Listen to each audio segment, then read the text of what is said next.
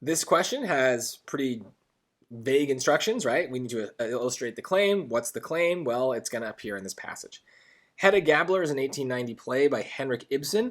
As a woman in the Victorian era, Hedda, the play's central character, is unable to freely determine her own future. Instead, she seeks to influence another person's fate, as is evident when she says to another character, okay, so clearly we want evidence of some of her influencing another person's fate. So that's our idea. Let's look for it.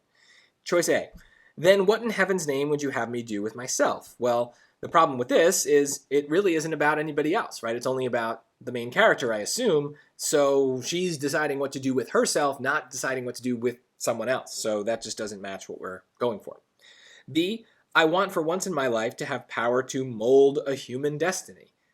Well, influencing another person's fate is like literally the same thing as molding a human destiny, someone else's destiny, right? Fate, destiny, mold, and influence, right? These words are just like they went to the thesaurus, looked up the word they had, and found a synonym. It's like literally that. So this has got to be the answer. But let's try C and D.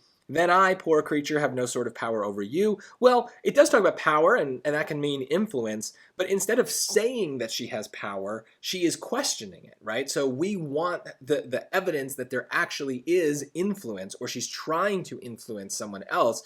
This is just raising the question, but it's not actually saying that there is influence. So this is kind of like undermining the point. D, faithful to your principles now and forever. Ah, that is how a man should be.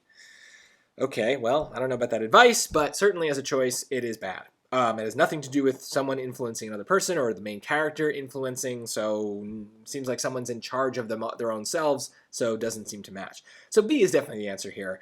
And you've got to be able to get something like this, especially because they, like I said, are just repeating words, right? They're not going to repeat the exact same word, but you have to be comfortable with this idea that like words have synonyms.